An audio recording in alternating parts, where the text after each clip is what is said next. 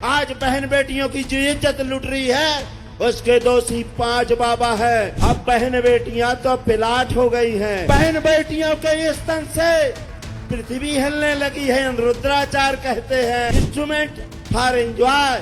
अब अंधरा तुम भी अपनी एंजॉय वाली माँ से पैदा हुएगा, लेकिन पहले उनके जूतों की माला पहना कर नंगा घुमाया जाए जो व्यासपीठ से बोलते हैं। मध्य प्रदेश जहां कभी विकास की बहस होती थी, सड़क, बिजली, रोजगार पर सवाल उठते थे, लेकिन आज सियासत की फिजा में विकास की खुशबू नहीं, बदजुबानी की बदबू आ रही है। कोई संतों को जूते माला पहनाने की बात कर रहा है तो कोई आईएएस अफसर जाति के नाम पर शादी की अजीब शर्त रख ले रहा है। सवाल बड़ा है, आखिर इन माननीयों की जुबान इतनी बेलगाम क्यों हो गई है? ये कोई फिसलन नहीं, ये एक पैटर्न है, या इस पैटर्न का नाम है बयानवीर राजनीति। पर एक बात जो खटकती है, क्या इस ओछी राजनीति का सिलसिला जारी रहेगा? नमस्कार, मैं आदर्श और आप देख रहे हैं दा लपेटा। सबसे पहले बात करते हैं पूर्व विधायक आरडी प्रजापति की। कभी भाजपा की टिकट पर विधायक बने, फिर संगठन से टकराव हुआ, निष्कासन झेला, समाजवादी पार्टी में गए और वहां भी जनता ने नकार दिया।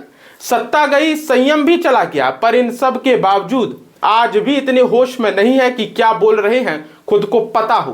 भोपाल के भेल दशहरा मैदान में संतों और महिलाओं को लेकर जो भाषा इस नेता ने अपनाई है, इस्तेमाल की है, वो न सिर्फ अशोभनीय है बल्कि अकल्पनीय भी है और समाज को बांटने वाली है। संतों को नंगा घुमाने की बात हो, महिलाओं को प्लॉट बताने जैसी घटिया टिप्पणी हो, वह राजनीति हो, यह कुंठा है, इसकी उल्टी कर रहे हैं। हार के बावजूद चर्चा में बने रहने के लिए यह सस्ता हथकंडा है।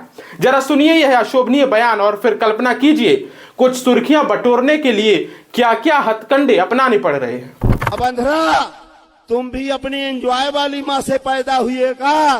कितने लोगों ने एंजॉय किया है, तभी तुम्हारी आंखी खराब हो गई। अंधरा एक बाबा लाली लगाकर कहता है, अरे हमारी बहन बेटियां 25 साल से 20 साल जो आती हैं वो 10 जगह मुंह मार के आती हैं, अपनी जवानी उतार के आती हैं।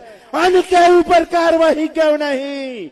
मैं चाहता हूं हमको फांसी दी जाए, डॉक्टर वर्मा जी को, संतोष वर्मा जी को आईएएस हटा दिया जाए, लेकिन पहले उनके जूतों की माला पहनाकर नंगा घुमाया जाए जो व्यासपीठ से बोलते हैं। अब आते हैं सत्ता तंत्र के उस चेहरे पर जिससे समाज को दिशा मिलनी चाहिए थी, आईएएस संतोष वर्मा।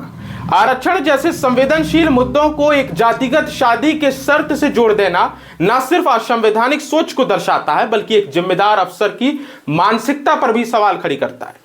कुर्सी पर बैठा व्यक्ति अगर समाज को जोड़ने की जगह गहरी खाई खोदने लगे तो खतरा बयान से ज्यादा सोच का होता है। सरकार ने उन्हें हटाकर संकेत जरूर दिया, लेकिन सवाल यह है कि क्या यह काफी है? अब असली सवाल यह है, और यह सब हो कैसे रहा है? पहला कारण है मीडिया की भूख, दूसरा कारण है कि इनको अक्सर चर्चा में बने रहना, जाति और धर्म के नाम पर भड़काना, अपना उल्लू सीधा करना, और तीसरा अस्तित्व की लड़ाई। जब कुर्सी खिसकती है तो जुबान जहर उगलने लगती है, लेकिन ये लोग भूल गए हैं और मध्य प्रदेश की पहचान जो कभी शांति और सद्भाव थी, ना कि नफरत और बकवास। जनता अब सिर्फ सुनती नहीं है, समझती भी है। सवाल यह नहीं कि एफआईआर होगी या नहीं, सवाल यह है कि ऐसे नेताओं की जुबान पर कब लगाम लगेगा। ऐसे तमाम सवाल जो आरडी प्रजापति से लेकर के संतोष वर्मा और मीनाक्षी जोशी जैसे आईएएस अफसर अक्सर ऐसे घटिया बयान देकर चर्चा में आते रहते हैं, उन बयानों का क्या निष्कर्ष होगा और इन बेजुबान पर, इन जो ये बेलगाम हो चुके हैं, इन पर लगाम कैसे लगेगा? अपनी राय, अपनी बात को कमेंट सेक्शन पर जरूर साझा करें।